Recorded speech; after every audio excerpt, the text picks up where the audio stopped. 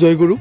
তোমরা দেখতে পাচ্ছ আজকে চলে আসলাম মল্লনগরস্থিত যে পেট্রোল পাম্প রয়েছে তার পাশেই কিন্তু যে মাঠ রয়েছে সেই মাঠে শ্রী শ্রী অনুকূলচন্দ্র দেবের তরফ থেকে খুব সুন্দর একটি উৎসবের আয়োজন করা হয়েছে, যা আমরা ত্রিপুরা উৎসব নামে সবাই জানতে পেরেছি। খুব সুন্দর একটা মুহূর্ত। সেই ত্রিপুরা উৎসবের যে বিভিন্ন মুহূর্তগুলি আছে, যে সুন্দর দৃশ্যগুলি আছে, সেই সবটুকু আপনাদের সামনে আজকের এই ব্লগের মাধ্যমে উপস্থাপন করছি। আপনারা ভিডিওটা প্রথম থেকে শেষ পর্যন্ত দেখবেন, আশা করি ভালো লাগবে। কারণ পরম দয়াল শ্রী শ্রী অনুকূলচন্দ্র দেবের যে খুব সুন্দর একটা মুহূর্ত, অর্থাৎ এখানে যে ভক্তরা আছে সেই ভক্তরা যে এখানে এসেছে ঠাকুরের দর্শন করার জন্য এবং বিভিন্ন মুহূর্ত সেখানে কাটানোর জন্য, সেই মুহূর্তটুকু আপনাদের কাছে তুলে ধরছি এই ব্লগের মাধ্যমে। আপনারা প্রথম থেকে শেষ পর্যন্ত দেখবেন, কারণ আজকের এই ত্রিপুরা উৎসবের প্রত্যেকটা মুহূর্ত কিন্তু দেখার মতো। আপনারা দেখলেই বুঝতে পারবেন। খুব সুন্দর, খুব ভালো লাগলো এখানে এসে। তাই ভাবলাম যে এই সুন্দর মুহূর্তটা আপনাদের সঙ্গে শেয়ার করি। আপনাদের সামনে ত্রিপুরা উৎসবের এই যে সুন্দর মুহূর্তটা আছে এই ব্লগের মাধ্যমে শেয়ার করছি।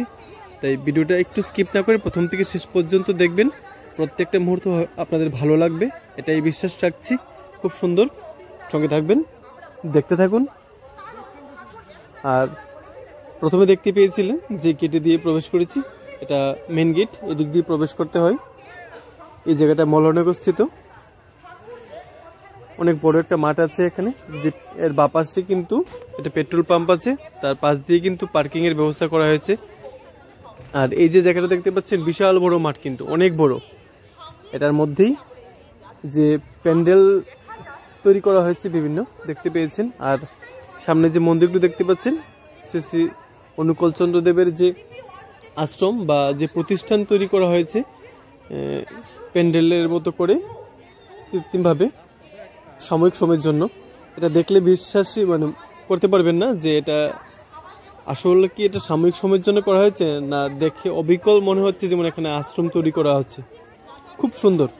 তাই ভিডিওটার সঙ্গে থাকবেন, তাহলে সেই মুহূর্তটা আপনারা দেখতে পারবেন। খুব সুন্দর একটা মুহূর্ত। আমি যেমন এখানে এসে ঠাকুরের দর্শন করতে পেরেছি, সেই সৌভাগ্যটুকু লাভ করতে পেরেছি, তাই আপনাদের কাছে শেয়ার করলাম যেন আপনারাও সেই মুহূর্তের সাক্ষী হতে পারেন, এই সুন্দর মুহূর্তটা আপনাদের দেখতে পারেন এবং ঠাকুরকে দেখার এই উৎসবটা যে আছে সেই সুন্দর মুহূর্তটা যেন আপনারা দেখতে পারেন, সেই সৌভাগ্যটুকু লাভ করতে পারেন। তার জন্য আপনাদের সঙ্গে এই মুহূর্তটা শেয়ার করলাম। তাই সঙ্গে থাকবেন। আপনাদের কাছে একটা বিশেষ অনুরোধ থাকবে, যদি আজকের এই ব্লগটা প্রথম থেকে শেষ পর্যন্ত দেখার পর যদি ভালো লাগে, তাহলে অবশ্যই এটাকে শেয়ার করে সবার কাছে পৌঁছে দেবেন, যেন ত্রিপুরা উৎসবের এই সুন্দর মুহূর্তটা যেন সবার কাছে পৌঁছয়, সবাই যেন এই সুন্দর মুহূর্তটা দেখার সৌভাগ্য লাভ করতে পারে।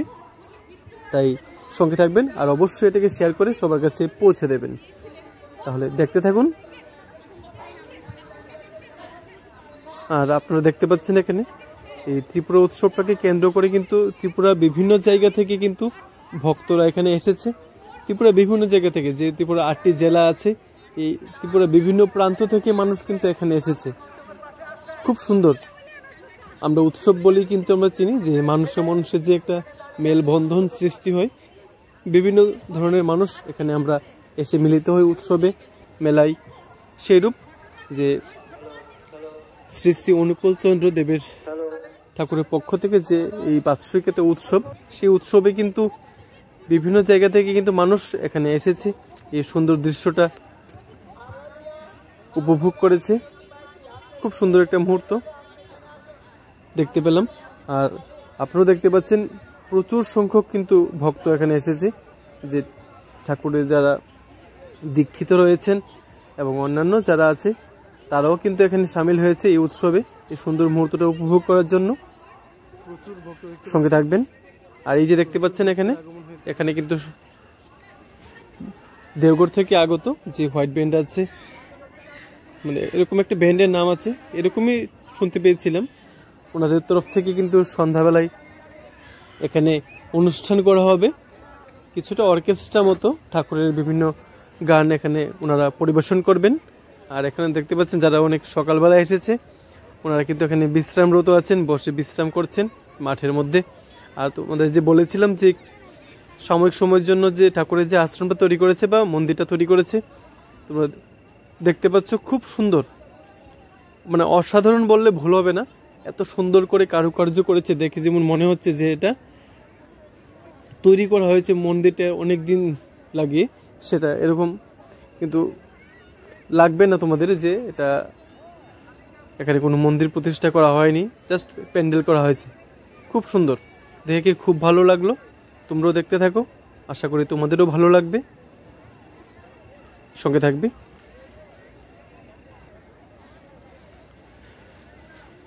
তোমাদের এই জায়গাটা দেখানোর পর যে যেখানে আনন্দবাজার অর্থাৎ এই যে উৎসবটা হয়েছে, উৎসবে তো প্রসাদ দেওয়া হবে, সেই প্রসাদের যে জায়গাটা সেটা দেখিয়ে দেব ভিডিওর, যে এখন যে জায়গাটা দেখতে পাচ্ছ এর পরের অংশে দেখিয়ে দেব।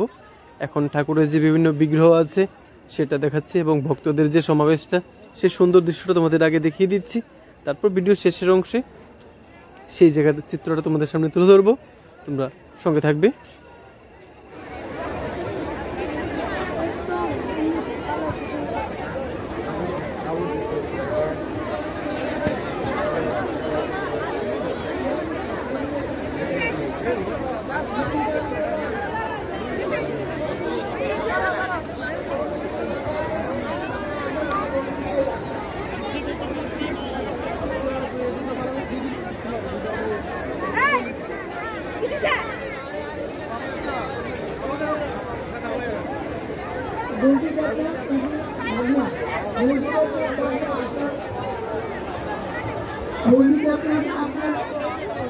আপনার জাল এখানে দাঁড়িয়ে আছে, পাবনা থেকে উল্টিঘাট কাছে আছেন, আপনার জাল এখানে দাঁড়িয়ে আছে, মন্ত্রী আপনি এখানে আসে, ওনার সঙ্গে যোগাযোগ করুন।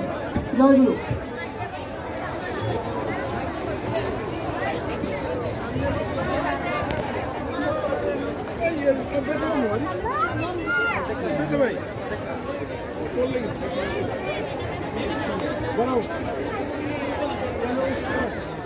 আচ্ছা,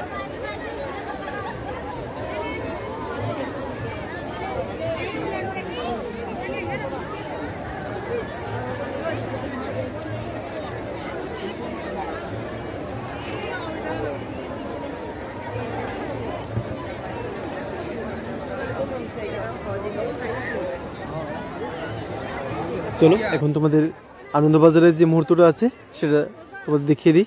সেই জায়গায় পৌঁছাতে পৌঁছাতে সে এখানকার যে সুন্দর দৃশ্যটা আছে সেটা তোমাদের দেখিয়ে দিচ্ছি, সঙ্গে থাকবে। খুব সুন্দর একটা দৃশ্য, খুব সুন্দর, তাই বলছি ভিডিওটা একটু স্কিপ করবে না, স্কিপ না করে প্রথম থেকে শেষ পর্যন্ত দেখতে থাকো। প্রত্যেকটা মুহূর্ত দেখার মতো, ভালো লাগবে, খুব সুন্দর একটা দৃশ্য। আবার বলছি, যদি ভালো লাগে অবশ্যই এটা শেয়ার করে সবার কাছে পৌঁছে দিও, সঙ্গে থাকবে।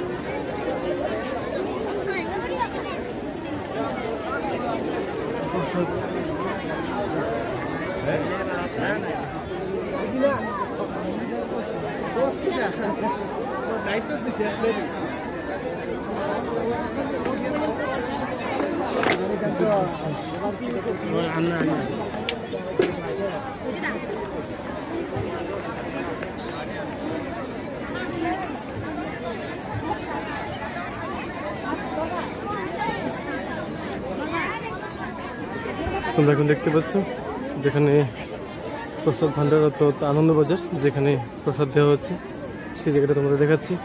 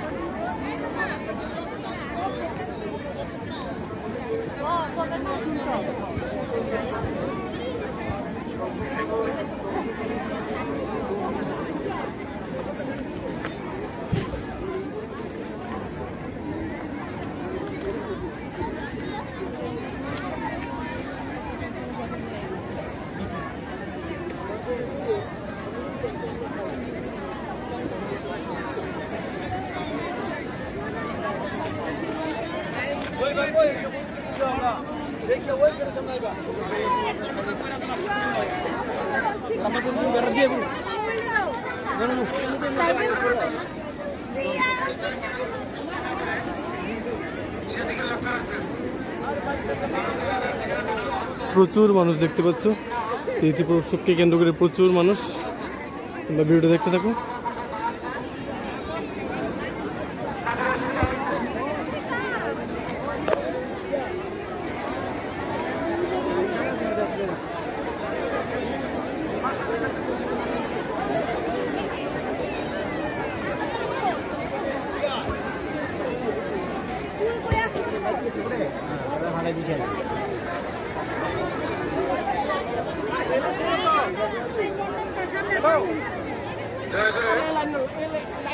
আমি 5 জন ভলান্টিয়ার মাকে পাঠিয়েছিলাম এই আনন্দবাজারের প্যান্ডেলের বাইরে থাকার জন্য।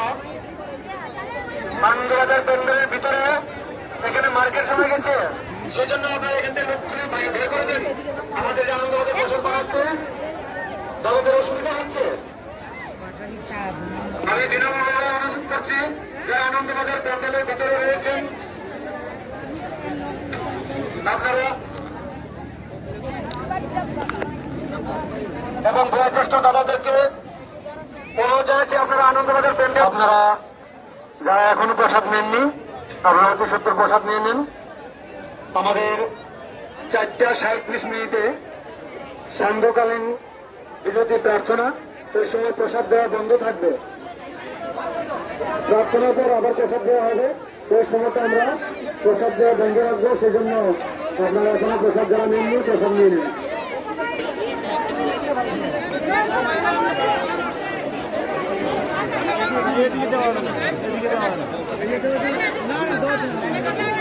অনেক লোক যারা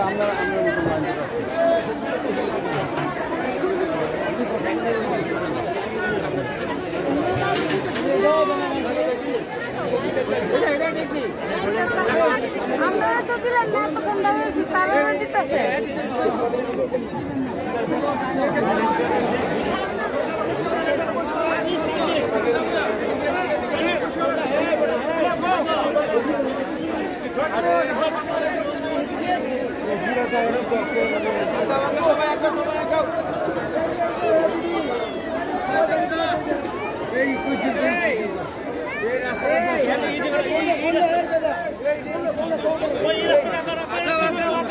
ঠাকুরের কাছে তোমাদের প্রত্যেকের মঙ্গল কামনা জানিয়ে আজকের ব্লগটা এখানেই শেষ করছি। তোমরা সবাই ভালো থেকো, সুস্থ থেকো, এভাবেই ভালোবাসা দিয়ে পাশে থেকো।